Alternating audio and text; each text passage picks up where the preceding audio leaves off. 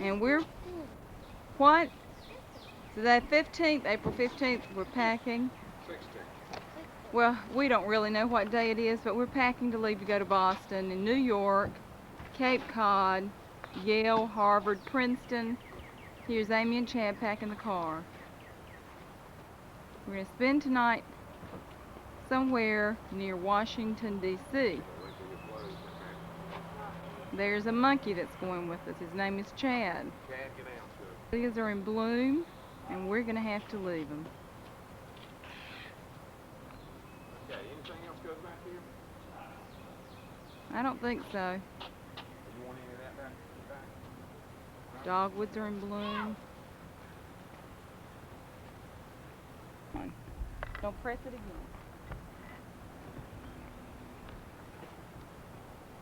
See you in Annapolis, Maryland at the Naval Academy later. God, Mom. Bye-bye. That was Amy. Here's our hotel room, and we're fixing to leave. Today is Sunday, Easter Sunday. We're ready to go to Massachusetts. We're leaving New York. Goodbye, New York. This is the Harley Windsor Hotel on 58th Street and 6th Avenue.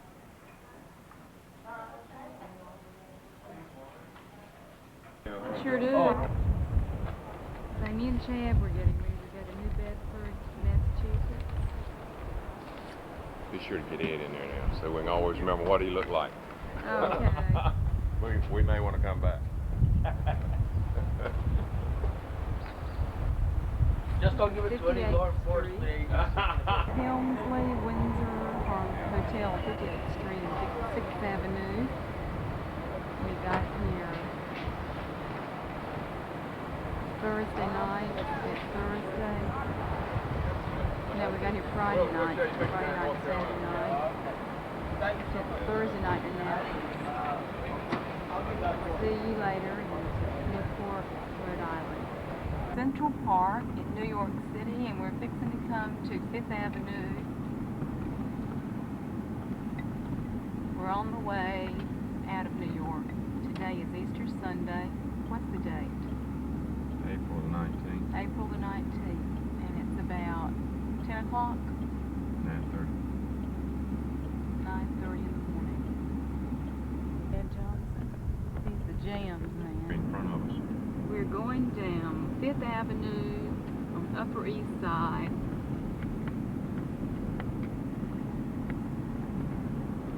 There's the Plaza Hotel.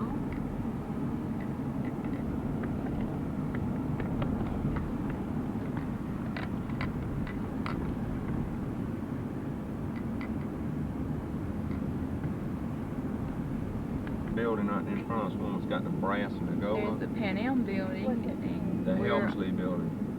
That's the Helmsley building right in front of the Pan Am building. It's probably a business building. And right behind the Pan Am building is going to be Grand Central Terminal. And we're going to turn left on 42nd Street to go to the United Nations. It's the Waldorf Astoria Hotel. It's an international hotel. This is the United Nations building in New York City. The flags are down though, all those pretty flags that are usually up. Oh, what you want me to do, huh? We're in North Manhattan in Harlem. Harlem is probably the largest black community in the United States, or in the world. We're in New Haven, Connecticut at Yale University. It's about lunchtime, and here's Amy and Chad and Dale fixing to go into one of the dormitory courtyards.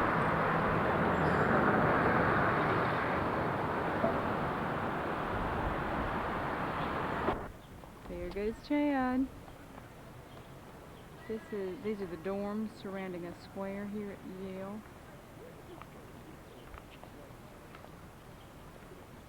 There's one of the dorms. Walk out that gate. You gonna get our picture, Dad? I did. It's Gothic architecture.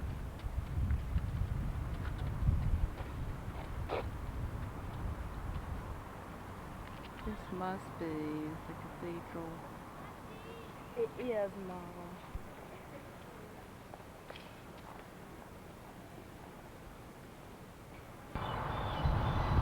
Here goes Amy Johnson,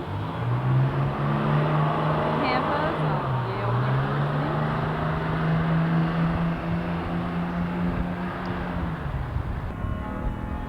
University. Easter Sunday at Yale University. This is the college green where the old campus is located. It's 1 o'clock. The bells are ringing. That goes over to Okay, Dad, start it at Keep Right. Newport, Rhode Island. 1.4. At Newport, there are lots of Are you mansions counting that? that belong to Okay, the it's Vanderbilts and the 3.25 miles. They were summer resort mansions. Now you do it, Mom. There's This is Newport, Rhode Island. No. It's now 3:05. We're going to look at the mansions, and then we're going to New Bedford, Massachusetts, where we'll spend the night at a bread and breakfast inn. The historical, there's the Tennis Hall of Fame. Right there. I've been in more than my share of cake classes. All I know that is I've done it Tennis in Hall the of Fame. Riding down to the waterfront and the yacht harbor. Y'all just give me the Legos. There's the yacht harbor.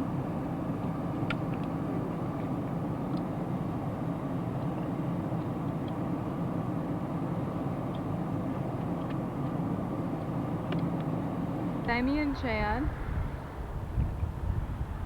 There's the bridge we just came over.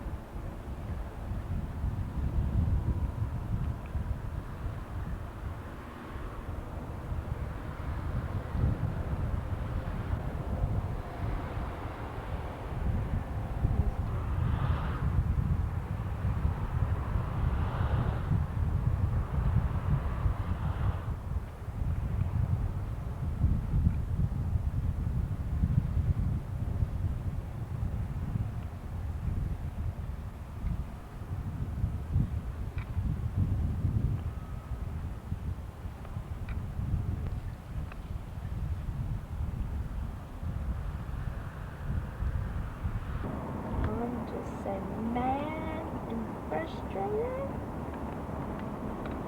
Chad, today is Sunday, April 19th, Easter. We are on our way to New Bedford, Massachusetts. Right now we're about 10 miles out of New River. There you see Diane Johnson. Frustrated. Take a close up here. Ah, yes, very good close up on my nose. Right here is the driver, Joe Johnson. That's close up here.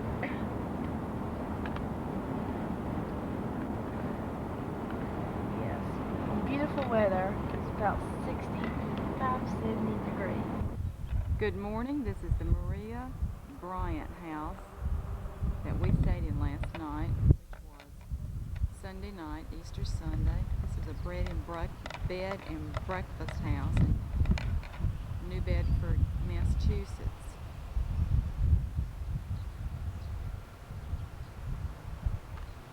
It's now 7:52 in the morning.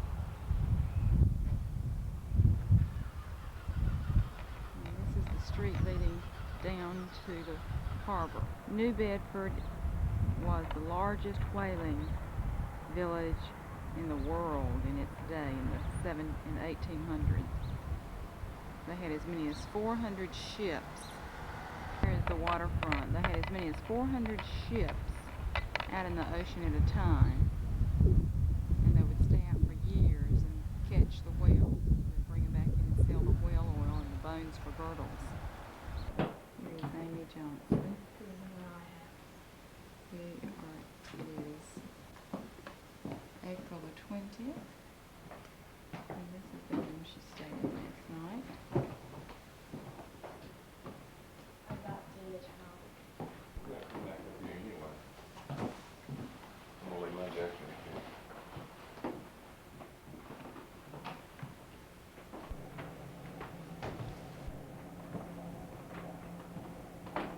There's Dad. Amy. That Mary said, and that Are you ready beautiful. for us? Good morning. Wet and cold outside. This is Mary LeBlanc, the owner of this lovely home. And look at that. This is Seaman's Bethel. This is in the book Moby Dick. This is where the minister of Moby Dick preaches his sermon.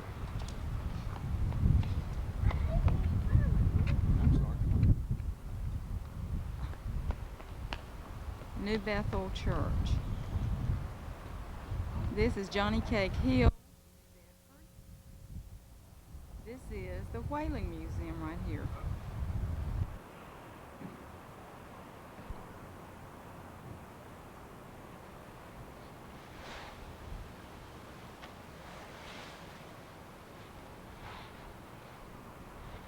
Inside of New Bethel Church. These are the pews. They're painting. And they work from both sides, huh? If you want to talk to the people in the back, you're just in the room. This is the chapel inside the church, and the pulpit is shaped like the stern of a whaling ship. There's the organ. This is where the seamen came and went to church before they went out to sea and when they came back into port. We're in the museum at New Bedford. This gentleman is talking to Diane about whaling.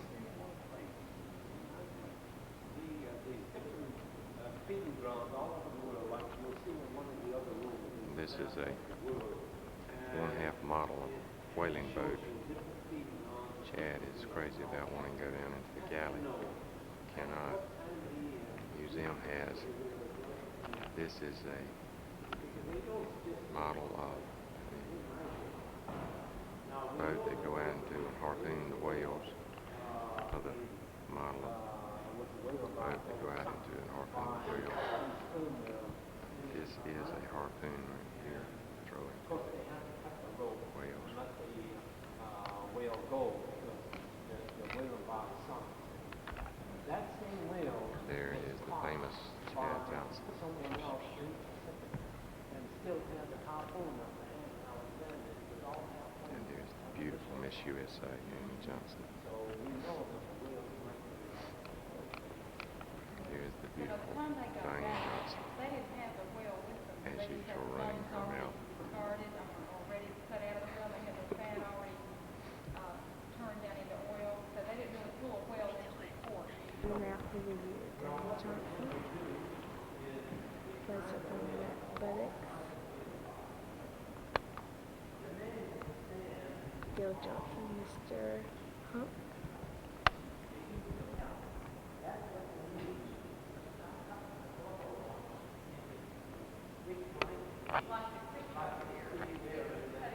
Having a tour guide.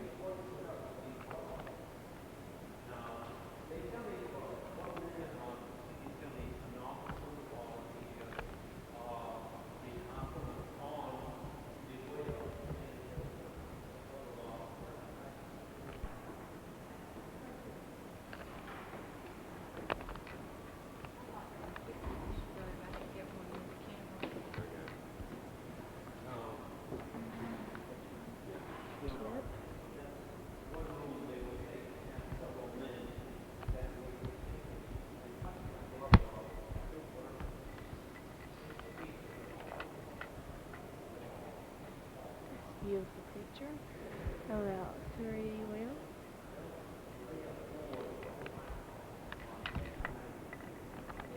Right here's where they boiled the fish.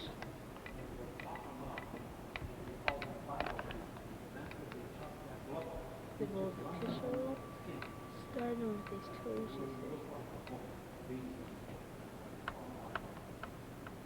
Now take those pieces, put them inside the kettle.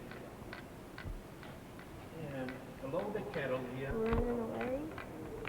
He's afraid he's gonna break the camera.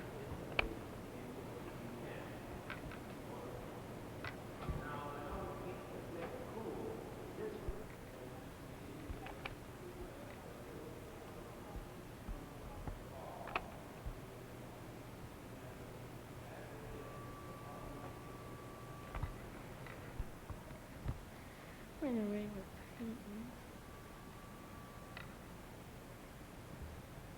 Yep. Beautifully. Nice clock. In the museum. Beautiful sculpture of the ship. It's the bone model of an English warship.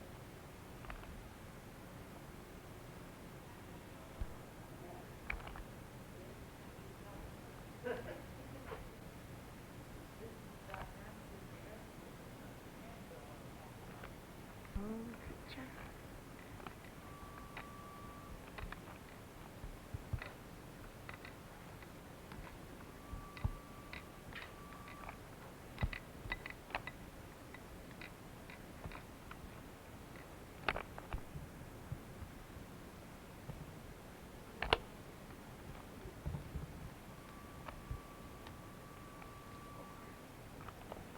The letters written.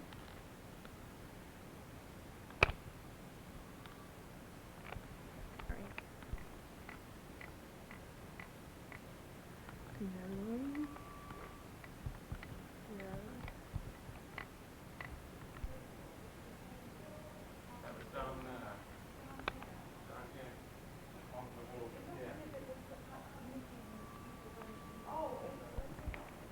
Some doll.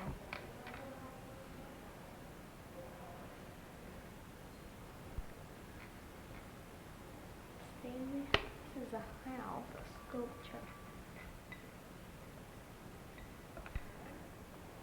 This is the candles in the gold. Light. Not too high.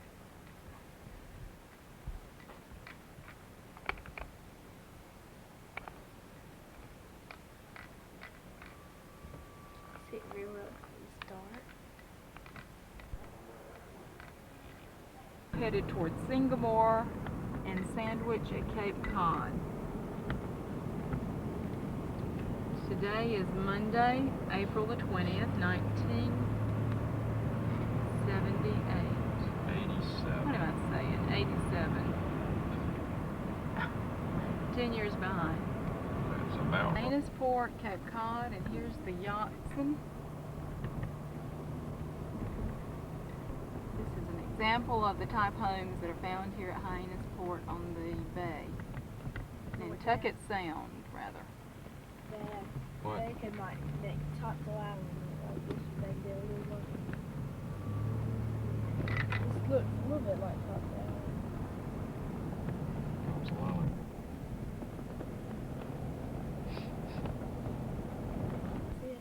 I don't know. Kennedy of where the Kennedy compound is, where Rose Kennedy lives. Short, she said. Can you film it all right? This is in the area of the Kennedy compound. We really don't know where this. I wonder Might be. if that could be it, right there. No, it's got a level hard fence right there.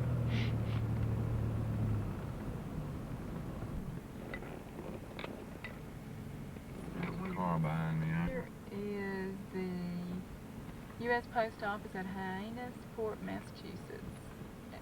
Big compound with the fence around it at Hyannisport.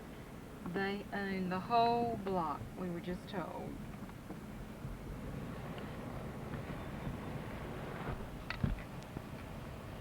That's the Kennedy compound right over there at Cape Cod, Hyannisport, and Bangor.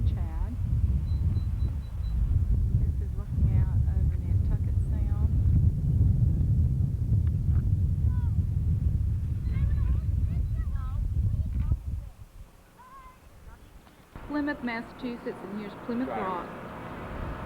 The Pilgrims landed here in November of 1620. Amy and Chad looking at Plymouth Rock.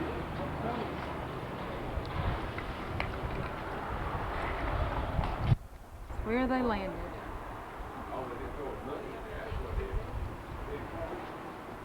Let's go, Dan.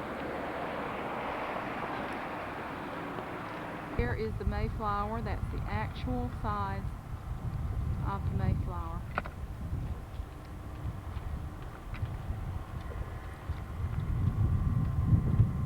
It took it about 2 months, 2.5 months to sail across the ocean from September to late November with about 102 people on it.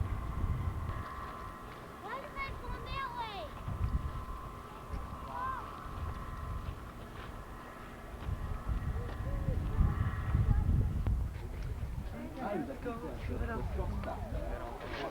Ah, indeed. I have seen the master and the mate use it. I not be knowing much of the arts of navigation myself. Do not find many common sailors that do. But I have seen them use it, and they hold it up to their eyes so that they can ask. Thursday, April 24th, 1987, and we're leaving Cambridge, Massachusetts. We've been here since Monday. We spent Tuesday, Wednesday, and Thursday. So Monday, Tuesday, and Wednesday, Thursday. Monday, Tuesday, Wednesday night here in Cambridge. This is Harvard University. We're looking at out over Harvard. That's Cambridge Commons out there. Right down there beyond the ball field is where General George Washington first took command of the First Continental Congress on July 4th, 1775. Right down there is Radcliffe. It takes you down to Harvard Square, the downtown area of Radcliffe College, which is a part of Harvard.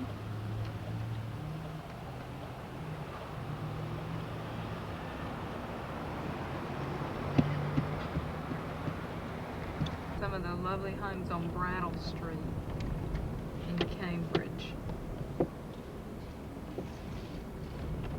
We have 90 East. Yes.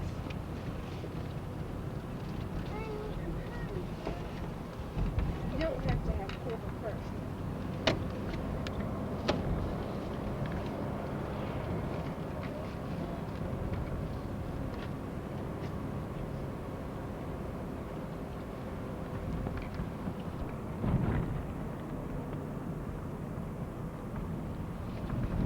We're in downtown Boston, Bay Area of Boston.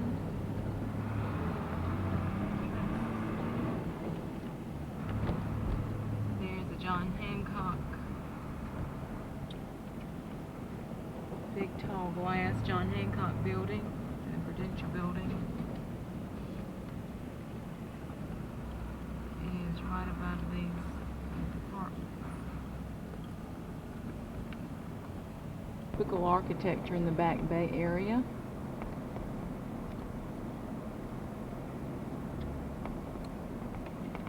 Boston, south, Newberry Street. That's the Prudential building right there. Over there is John Hancock building, which is the tallest building in New England. Have an observation deck at the top. Here's some more architecture typical of the Back Bay area.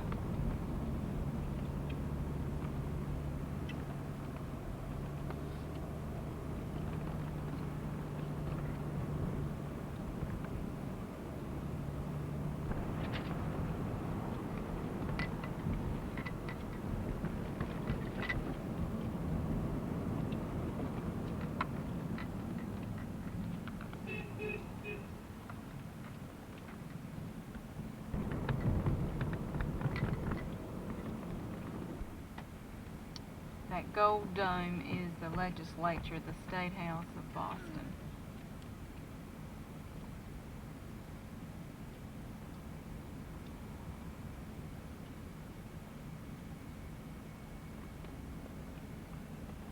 leaving Back Bay, going into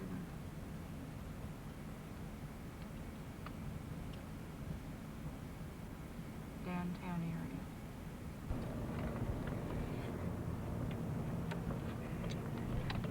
It's now about 11:40 and we're at Plymouth Plantation in Massachusetts.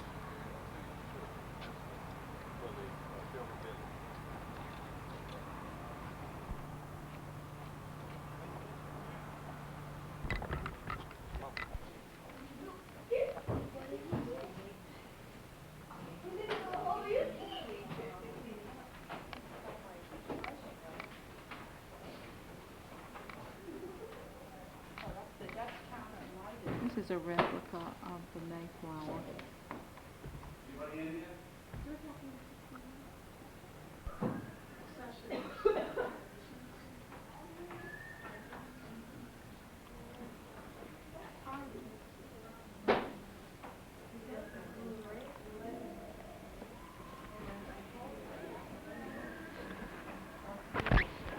Orientation Center, recreating the past and introduction to Plymouth Plantation. Here's the fence built around Plymouth Plantation. And you may not be able to tell, but that's the ocean right out beyond the fort. Story is one of adversity, courage, and survival.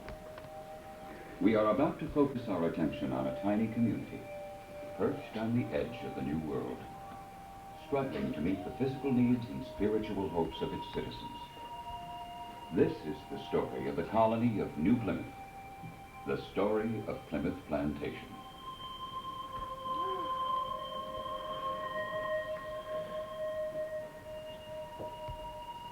For thousands of years, the Indians have lived in this area.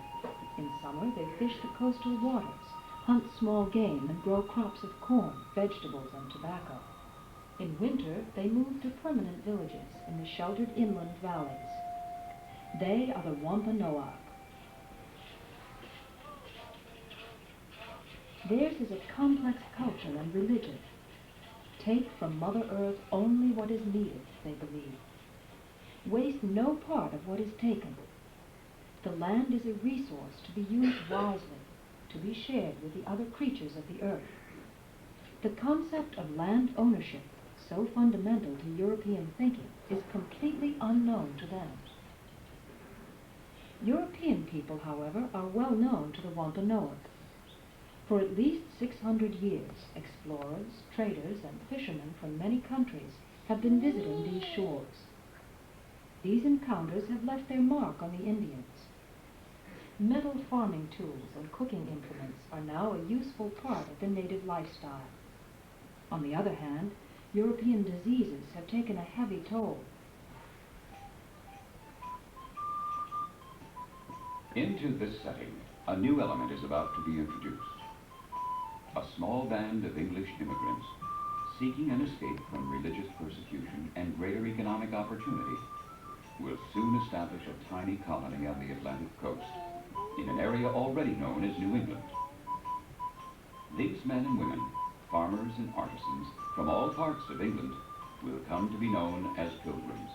They will call their settlement Plymouth Plantation. The men and women who led this pilgrimage to the New World were members of an English Puritan sect known as the Separatists.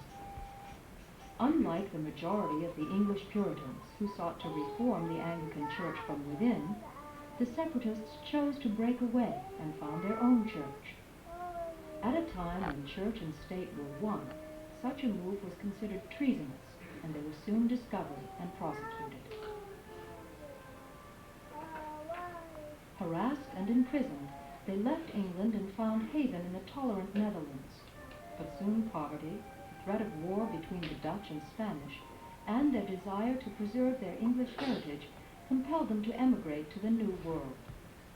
There they intended to settle permanently and establish a church in keeping with their own religious convictions. Financing for the colonists came from a group of London speculators known as the Merchant Adventurers. The adventurers agreed to support the settlers in exchange for a share in the colony's profits in fur, lumber, and fish trade.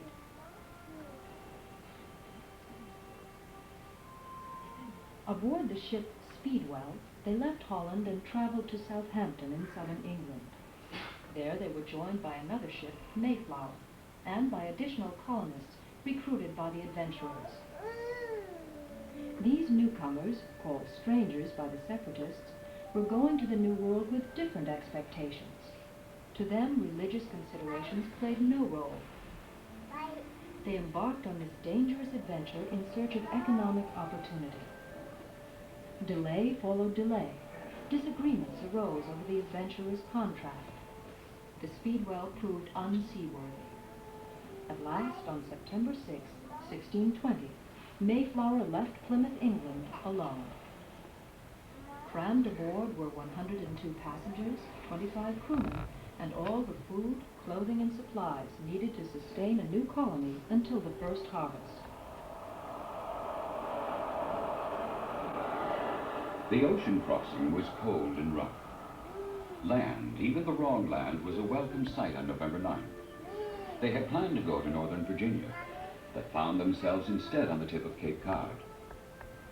Treacherous waters to the south and the onset of winter decided the issue. They would establish their colony in New England. Exploring parties were sent out and a site was chosen.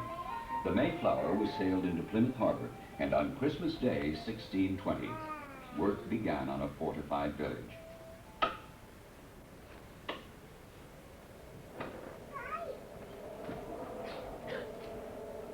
The first winter took a terrible toll.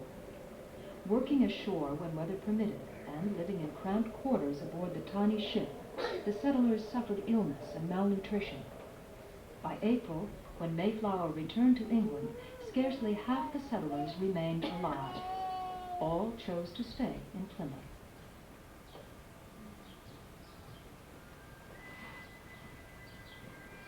With spring came the first friendly contact with the Indians.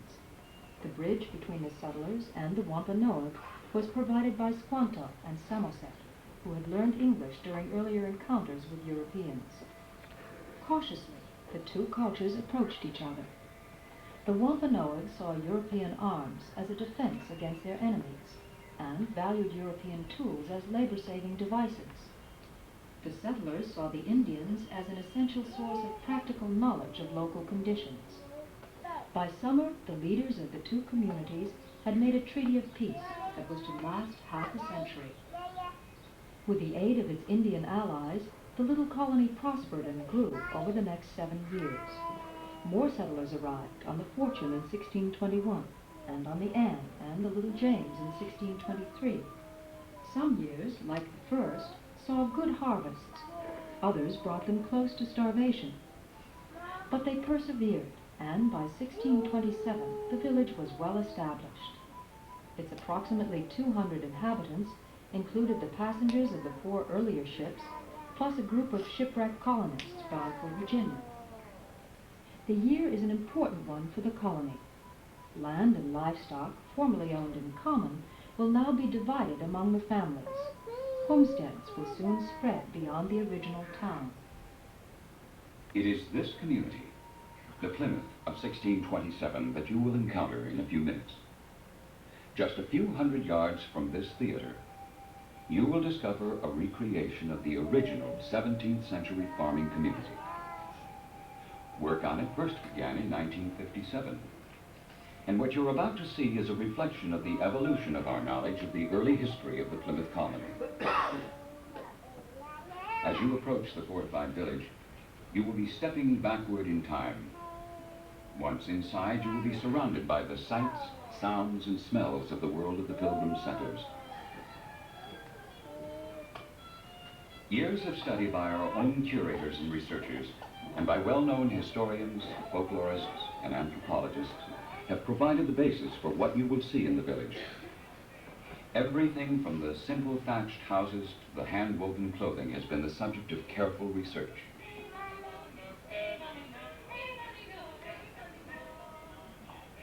Bringing the village to life are members of the museum staff who portray actual residents at Plymouth in 1627. After intensive training and study, they have stepped into the roles of Miles Standish, Nell Billington, Elder Brewster, Captain Sipsey, and many others representative of the diverse population of the colony.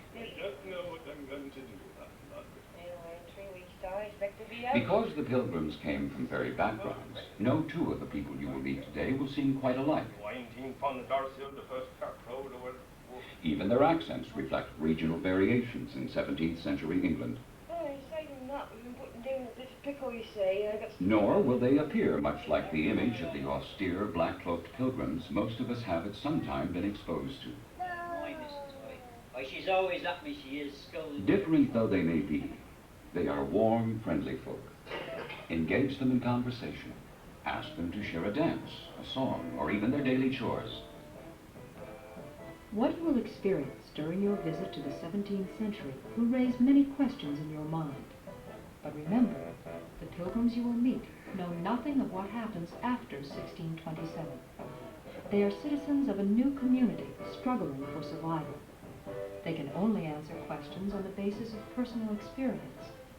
They have never heard of electricity, automobiles, germs, or atoms.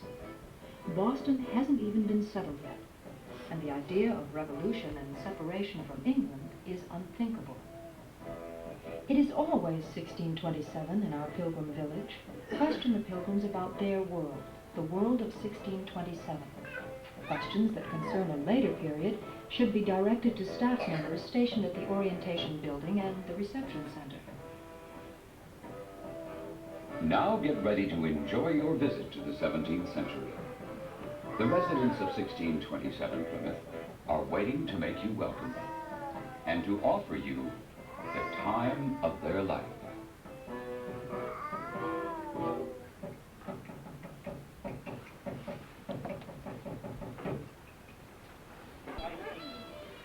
And fixed it up, but it's no saving that the ship was friggin' late and not to go.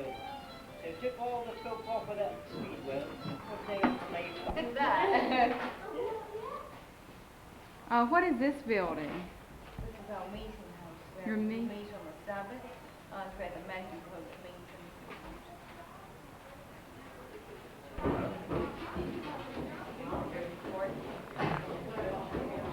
Top of the meeting house, their church, looking out over the village.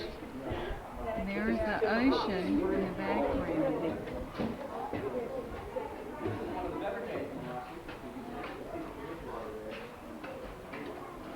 Here's some sheep.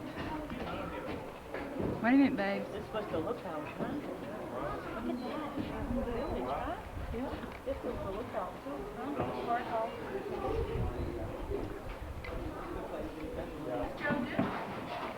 It's Chad.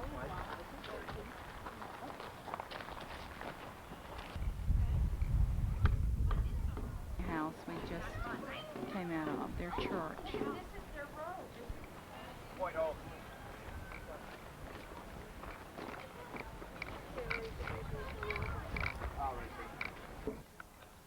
What are you making?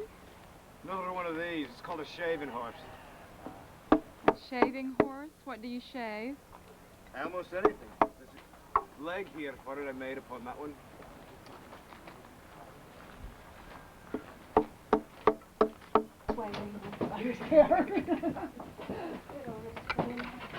Perhaps if you could walk up here.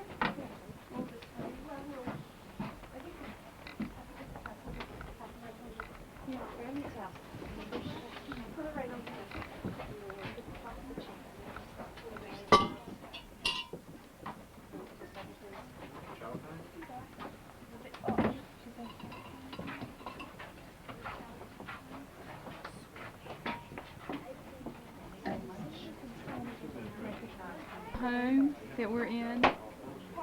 Is this a home? Well, it is. Is this your home? Well, it is where I do live. It is Captain Standish's house. The captain? Aye, my family just board here. He was the captain of the Mayflower? And he's the captain of the militia. And what are you cooking? That's it. It is a pudding. Meat McConey with a sauce over it. Know you what a connie is? No. A rabbit, perhaps. Oh. A rabbit is a young coin.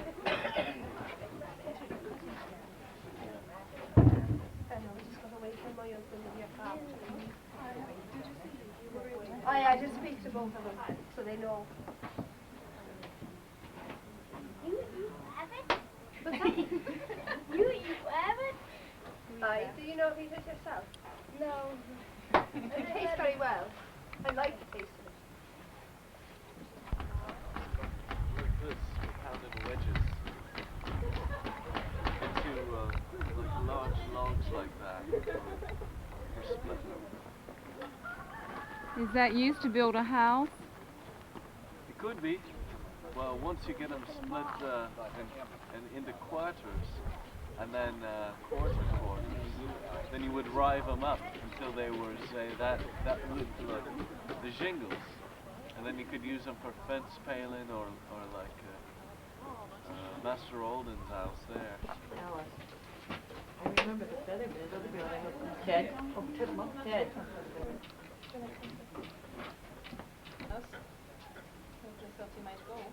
Are you his cook? I'm his wife. Oh, you're his wife. Okay. I cook for him.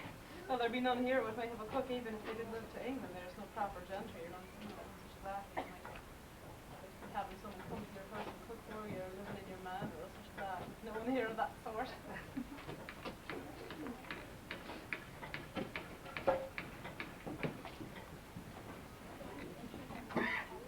Thank you. These are the raised garden beds. This is how they planted their crops. This is the bed. This is the inside of one of the houses. Here's the fireplace. Garden with the raised beds.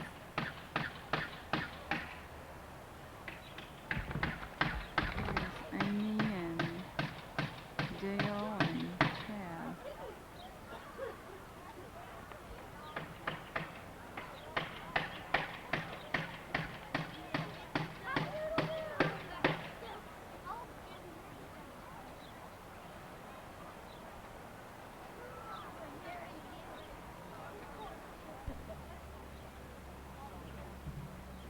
This is a thatched roof.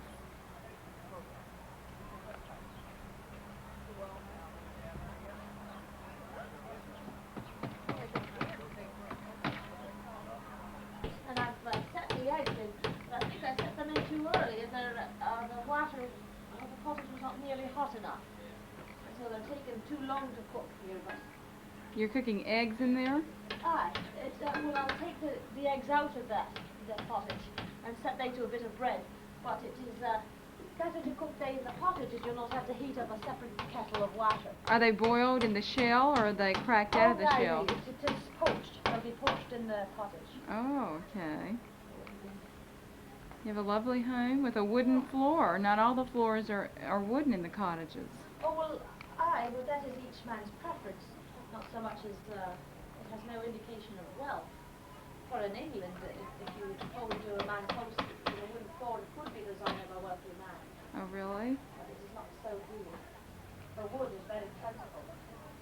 And some people just prefer the clay floor over the wooden floor. Well, the clay floor is actually the liner. It is warmer than the wooden floor. As many times the wind will come in through the cracks. Uh-huh. But a dirt floor would be not as fine. I do prefer first the clay floor, then perhaps the dirt wooden floor. Well, I'm not aware of the history of such things. It would be the nail maker here. Yeah, It's down at the foot of the hill. there's one William Bassett. And William. This is the back side of the houses. Here's Dale and Chad.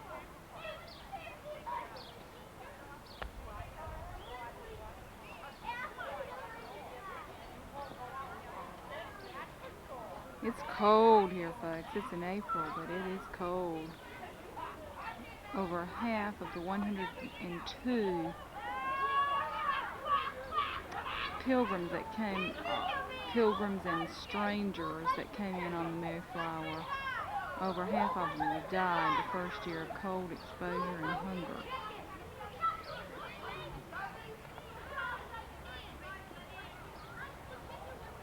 there's some animals behind that fence.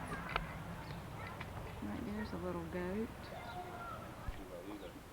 But by turning them up into it, it's sand at the bottom, so therefore the sand doesn't get to your plants and so they grow the very thick, healthy herbs here. Which is mostly to keep order to it, as there is order in all the world.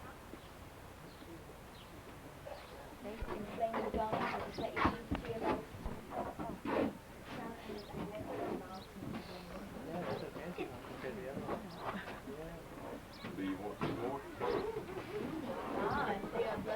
Oh, you're going to offer me? Oh, yeah. You sent me out to the mountains here. Well, what's their age? Basket of butter beans, you can have them. Are you skilled in any of the duties of a housewife already? Have you learned how to stitch yet? May I have a cookery? She has a boyfriend. You can cook much? Herbs, medicine, to the gardening?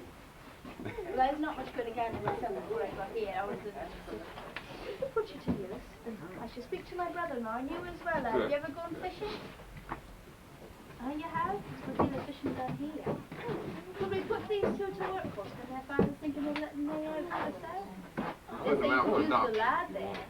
And what are we going to contract with them for? I'm not certain. It's 5-year or 7-year contract now. Either one. Well, listen, you can speak to brother. I should think so, after consulting too. That should be well. We We could use some other labourers here. We're all learning to this house as well. They could talk to read. Speaking of labourers estate, This is me done. Well, 'tis me day. You need nourishment for your body, husband. so, I'll just leave this on till you come back in and then I should put it in the water. what's that to do? You wanted to strip a little bone there. Well, I've got some of the meat off it, but it's getting a good manner out of the bone. Alright, I'll go train up 2 members of Shingle when I bring them in. It's called spring pottage. Spring cottage? Pottage. Pottage. A pottage is when you cook a good deal of things together in one pot, like peas pottage or bean pottage. Uh-huh. You boil it a long time with herbs and perhaps vinegar for flavouring and salt pork if you have it to put in. Now this is spring pottage, for there's not much pork left. There's not much of any of our falsifieds left.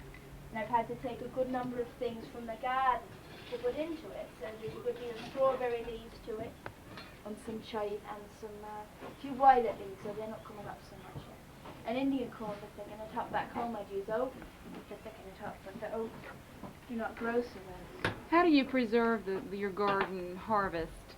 Well, a garden, you have herbs that you grow for medicines, and if you put they into ointments or conserves, they'll last that way, or you dry your herbs. Things for eating, while you grow things in your garden like lettuce and carrots and cabbages, because there's nothing better to eat in the summer, but in the winter when you have all manner of meat and beer and bread, you don't need it so much. I put some cabbage to a pickle, cucumbers to a pickle, that's well enough, perhaps onions, but the rest of it. You put cabbage and onions to what? Put it into a pickle to make it last. You mix salt and vinegar and some hot water and have some herbs or spices to it, and boil that and pour it over your cabbage or pickles in a crock, and then you put a board upon it and weight it down with a stone, and then you can store that and it'll last for weeks and weeks, months. So in the winter, basically, you're eating a lot of game and bread in the winter? Pork, salt pork, bread, beer, some things put to a pickle, a lot of peas and beans, and some of the things and then just shoot wildfowl.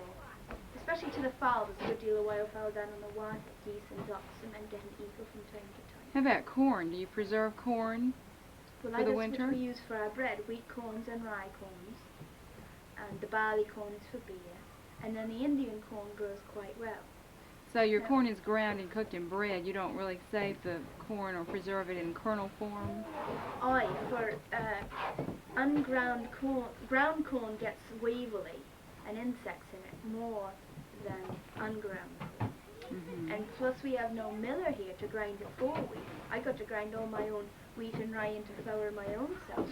And that's what you use through the winter. That runs out in the spring, and then it's time to be grinding Indian corn for your bread, which does not make as good a bread. It will not rise, it will heavy, it will not taste it. So do you have any corn through the winter at all in any form? Aye, wheat and rye for bread, and Indian corn as well.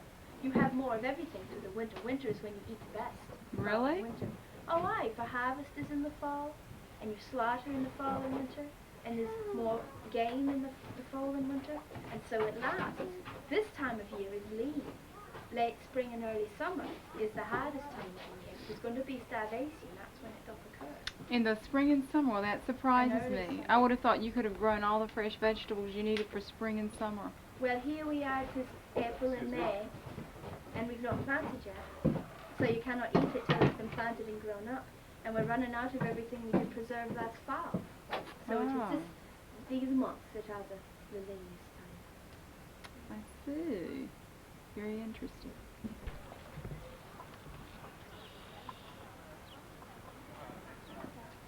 That's just another variation on the bench shift.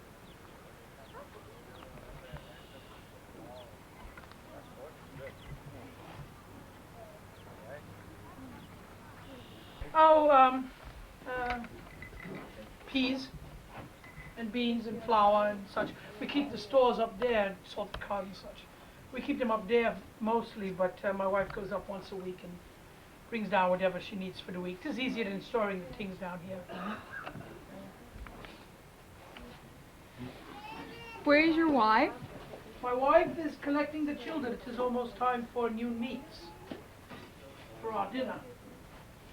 And you're having what to eat? Samp. S-A-M-P, Sam? S-A-M-P, aye. It is Indian corns, salt, sugar, butter, and water. Oh. Aye. It's a fine dish. It's one of the things the Indians did teach us here. To make that here. They did not know of the sugars as much as we did. We do like them though. I noticed this wooden bench here. Every house has one. What is that used for? It's called a shaving mare. Shaving mare? Mare, aye. You take a knife with two handles and you clamp wood into there. You clamp wood into here.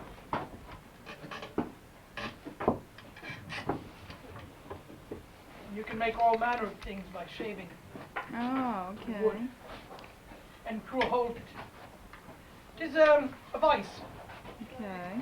like a vice. What are these things you have on your belt, all the different... Those be charges, powder charges. Ah, okay.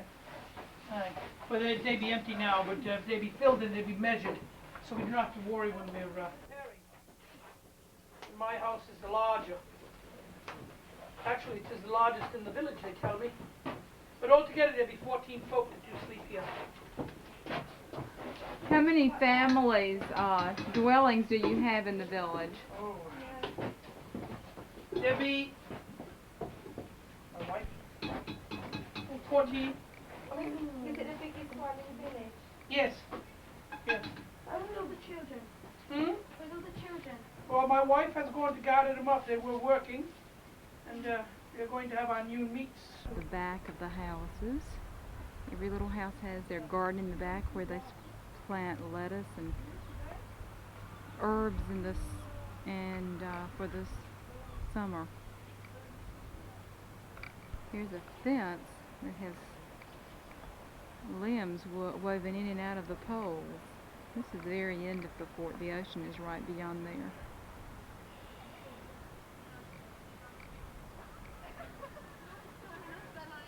This is looking back up to the meeting house. Family dwelling that I just went into and the man was talking. There's a family that stays on this side and a family that stays on this side. He says it's the largest house in the village. There's Amy and Chad and Dale up the hill. Looks like it's part today.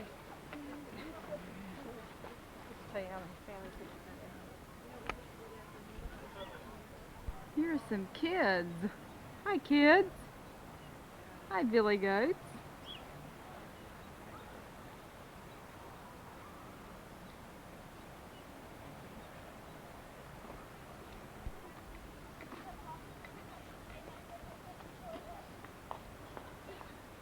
Not any place I can go.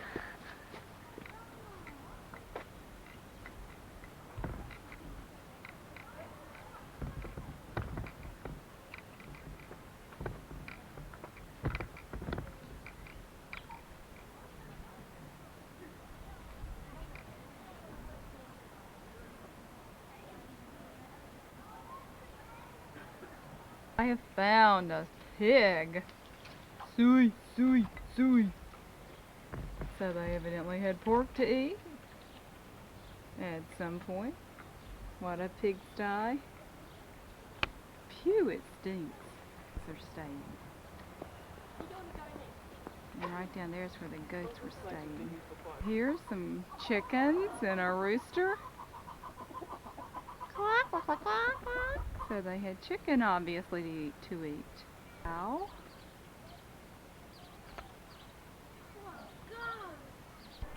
Let's go in this charming little cottage and see what's in here. Gardens outside the house. And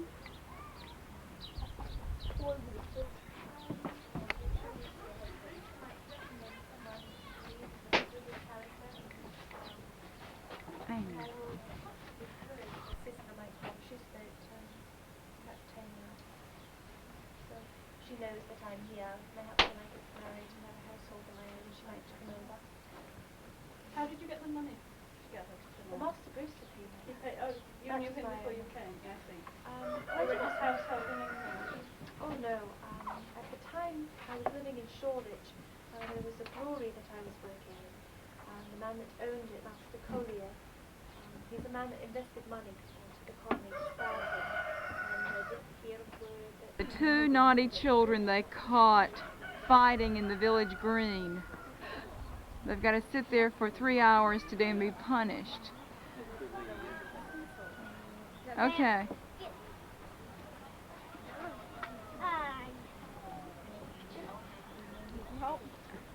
This has been so exciting, so educational.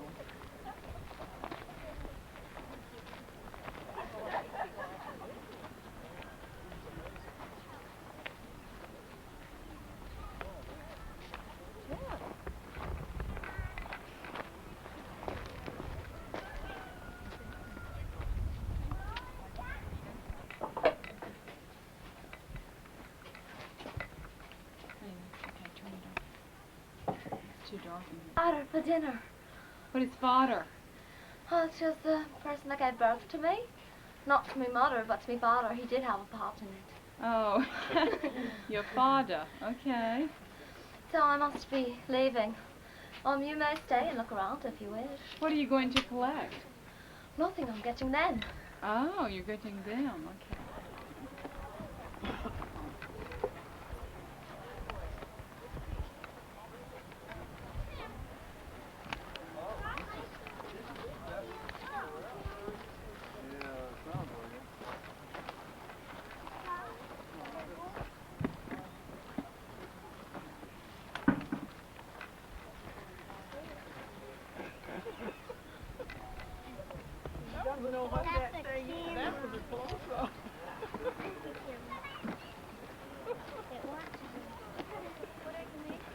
I'm making another drawing bench here, shaving horse.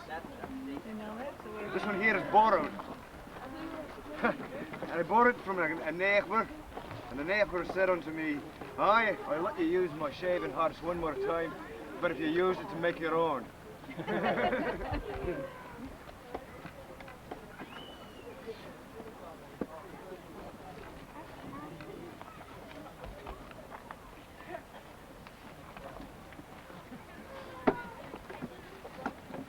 Is there a governor then in the settlement? There is, his name is Master William Bradford. He doth dwell. It's cold and wet. Plymouth Plantation. Alas, would like to leave this wonderful place. I've enjoyed it, haven't you? Oh yes. Learned a lot. Me too. You too. So long. Let's go live. Where's the laddie? I tried to give my daughter away, and no one would take her. They said she could not do anything. Where is your laddie brother? Hotel we're staying in Princeton, New Jersey. It's an Omni Hotel. Gorgeous. Here's a shot of where we're staying at the Nassau Inn. It's an Omni Hotel here in Princeton, New Jersey. This is where Albert Einstein lived before he died, and his house is still. He stayed last night, and it's like in a beautiful square with shops all around it called Palmer Square. Right out there is the university, right across the street.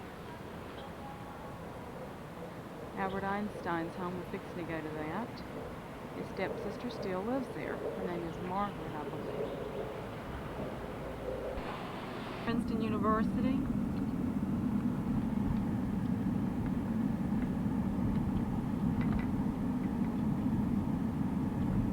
You go to Washington Street.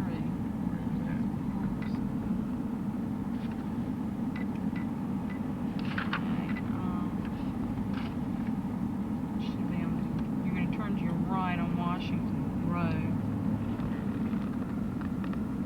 Morning. Today is Saturday, April 25th, 1987, and this is where we stayed last night in the Embassy Suites Hotel. This is the sitting room area. There's the door to the outside. We're up on the 8th floor. Back through a hallway, and here's the bathroom. And then back here is the bedroom. And there's the outside. It's a king-size bed. We really enjoyed our stay here. The rooms are very reasonable. They were $69 a night, and there were free drinks last night and free breakfast this morning. And we're in the Washington, D.C. area, actually in Virginia, near Tyson's Corner, which isn't far from Falls Church. This morning we're leaving and we're going on down to Mount Vernon.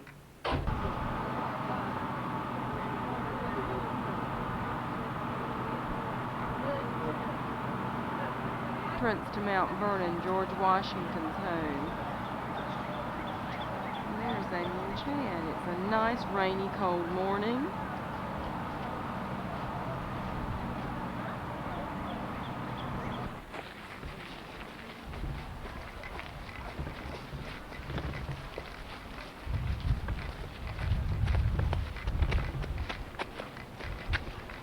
It's the mansion.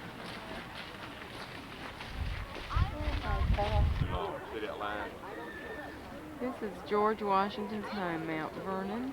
That's Mount Vernon, Chad.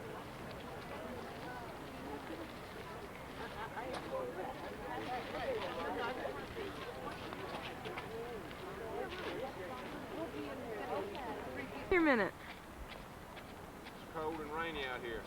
Even George Washington would have been wet and cold. There goes Chad.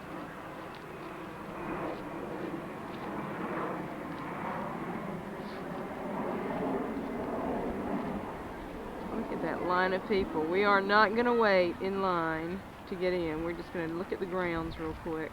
There go Amy and Dale.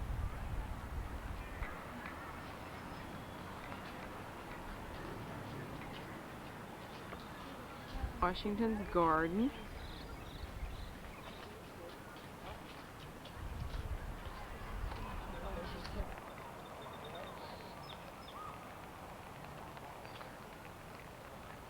This is his gardens.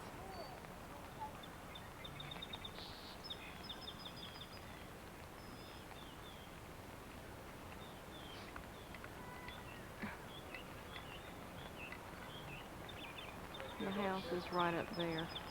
There's the Potomac River across those trees. There's the house.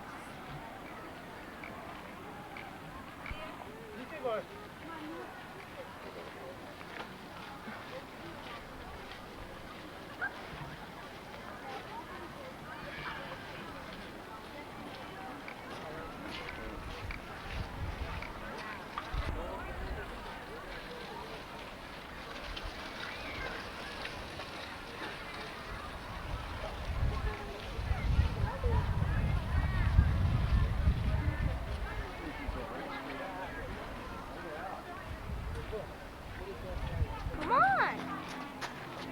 Wait a minute.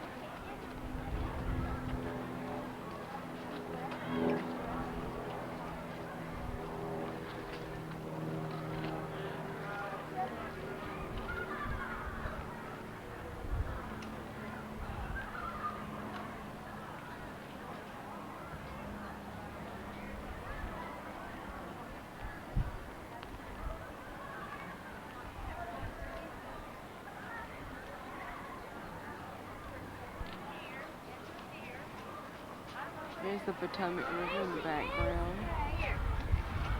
Hi. Over there they are. Family kitchen right here.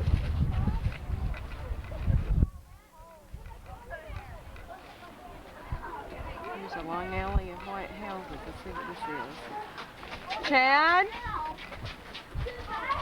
Where's Daddy? Chad, where's Dad?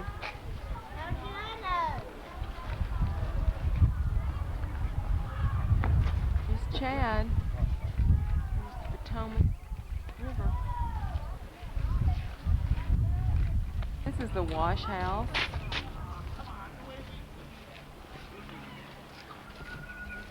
Chair.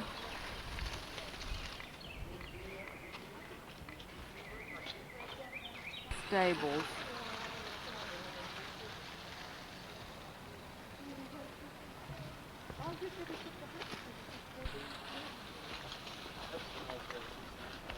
This is a coach. General Washington rode in this coach as a guest of the owner, Mayor Samuel Powell of Philadelphia. Saddles and bridles and stalls for the horses. Again, this is part of the stables. Dale to the trees. This is approaching the tomb of George Washington and his family. The grounds are just beautiful. There's the river in the background. The house is back up there with the stables of George Washington. Dale and Amy and Chad.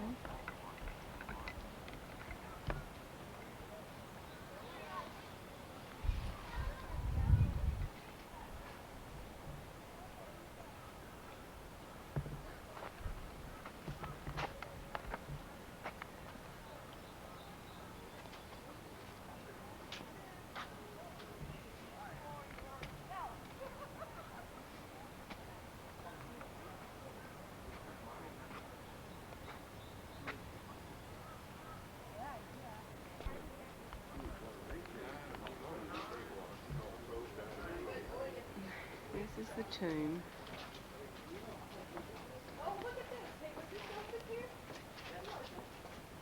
Here in 1830. Okay. Tomb of Washington erected 1830-1831. Site and material specified in Washington's And then they will. moved everything up. Here is Chad, Dale, and Amy Washington Johnson. Chad Washington Johnson. And everything I do is so dumb. Huh? Mom. Amy used to be the cameraman while I get in on the action now. This is really a beautiful place. What?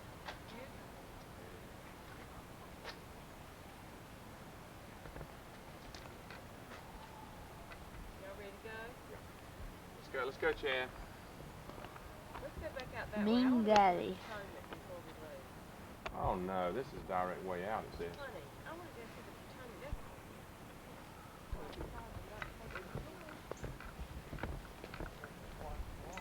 We're walking down to the Potomac River.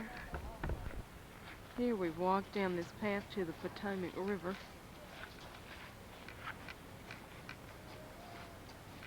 Down to the river. Get that. That's sitting right on the river.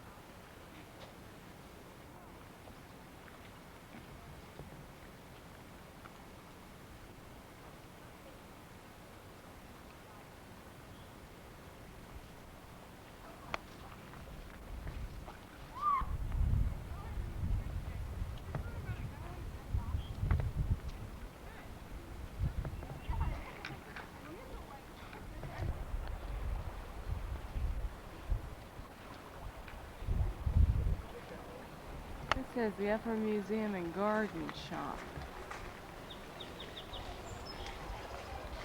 There's the house up there. This is the gardens.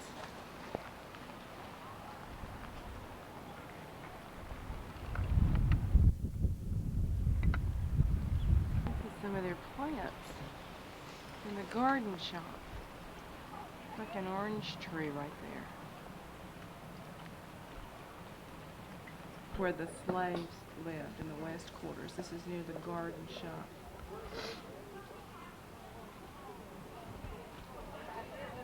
There's the hall.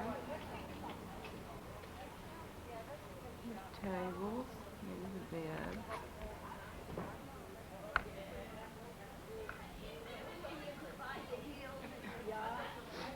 Spinning Jenny.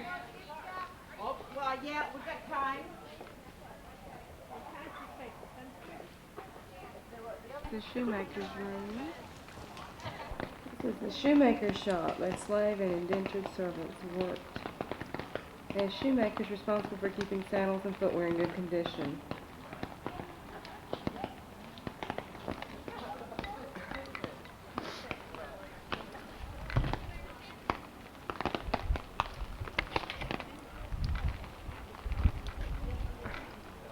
The corner fireplace heated the greenhouse on the opposite side by ducts under the floor.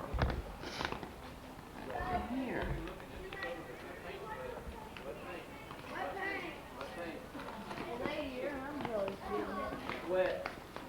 That's an exhibition of archaeology and restoration. The large dining room.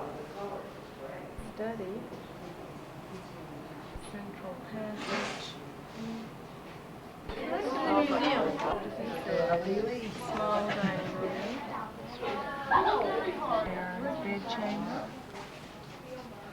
The west parlor. This is the little room.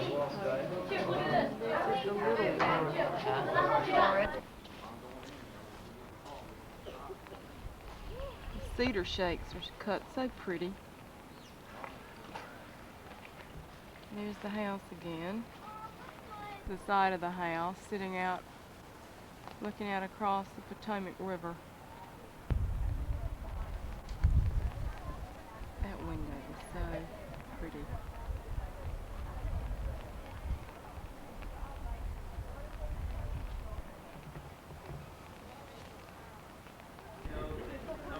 Here's the front side of the house.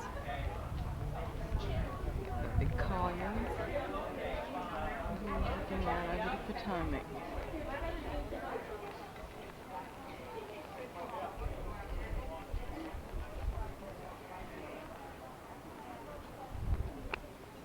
Here's looking inside the doors into the house.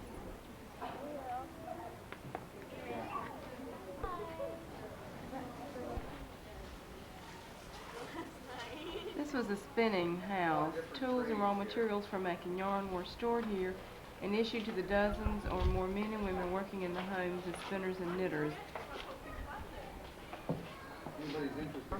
And here's the spinning wheels. I guess they're called spinning jennies, huh? Yeah, I can't take my eyeball out. Oh, I turn around and there's one right here. Probably got no houses for cops. You know the difference. It's a long house. It houses a garden room, slave quarters, shoe shop, spinning jenny, spinning room. Runs off the side of the main house. Now it's time to go. Path where we originally entered. Now if I can just find my family, they've left me. It's Saturday, April 25th at 5 o'clock, and we just got home from our 9-day trip of New England, and boy are we glad to be home. Amy's glad to be back to her trampoline.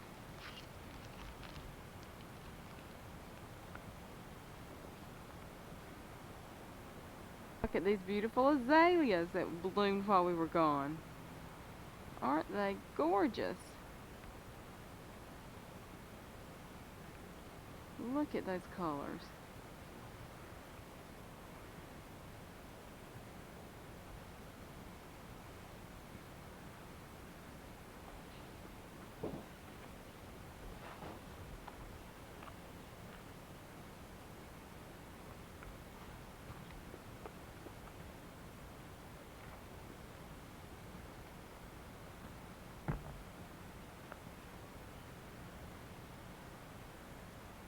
some of the homes down our street. Aren't they pretty?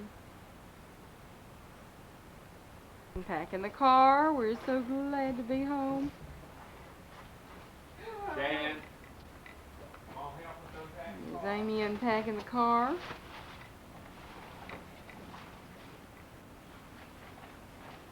Here I am at room 376 at the King and Prince, walking into the front door. There's Dale. I just want to show you how pretty this condominium is. Dale hiding around the corner. And here's Amy sitting on the couch.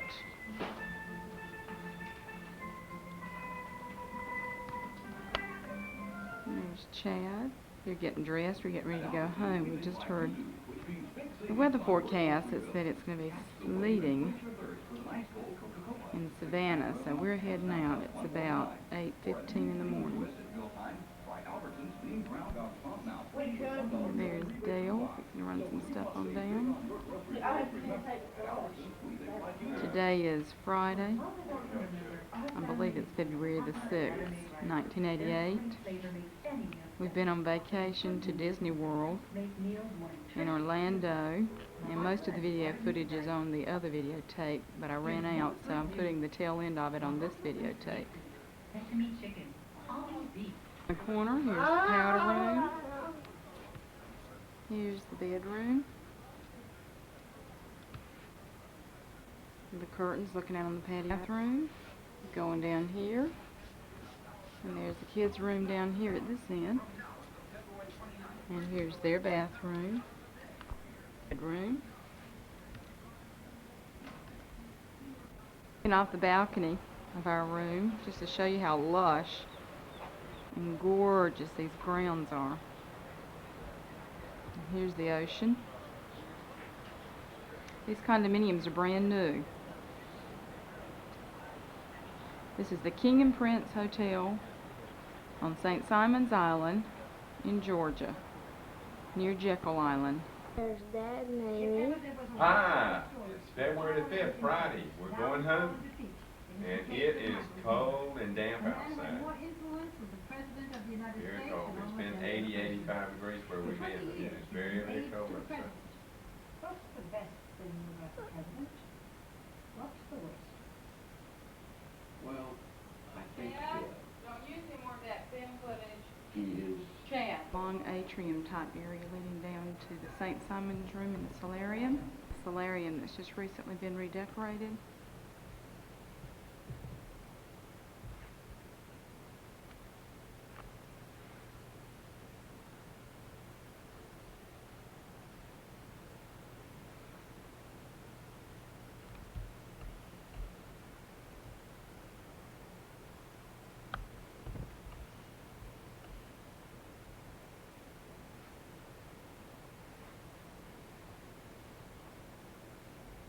The decor is just gorgeous. You can see the plaid. The chair is green and roses and yellows. And the walls are wainscoted. The plaid is carried out on top. You can see the wainscoting on the walls. Yellow with white woodwork.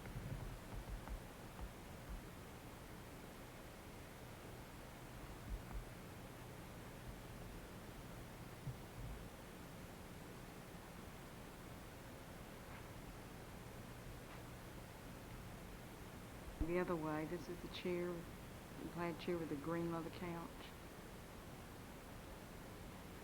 And these are the little chairs that Hepplewhite chairs that I really would love to have for my dining room table. Aren't they gorgeous?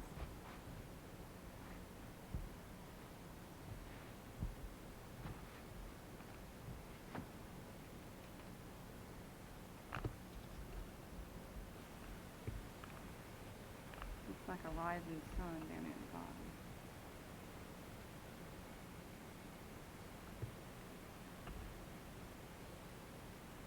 Sitting here with the yellow couch, the black mirror. This has a painting over it with a red man with a red coat on it. Picks up the red color scheme. These ideas gorgeous, isn't it? Supposed to be a herringbone carpet pattern. Here's the cloisters. Oyster. The cloister. Sea island.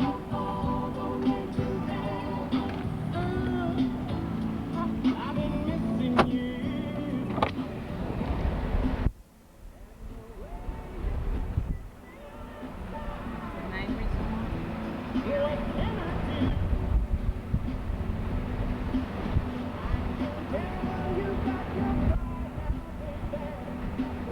These are the cottages, the houses.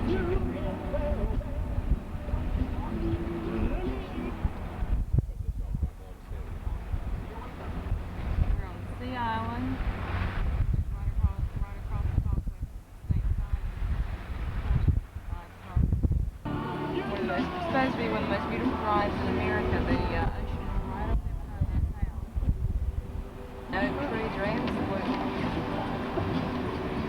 And the ocean's right up there.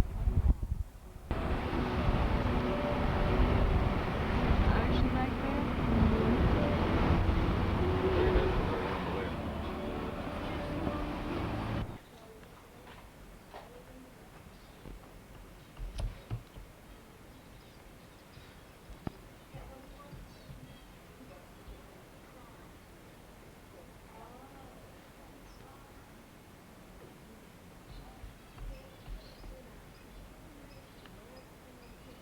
This is the Cloisters Hotel at Sea Island.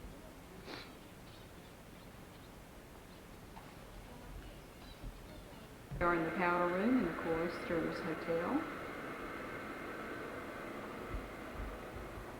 This mirror effect is very pretty and attractive behind the couch.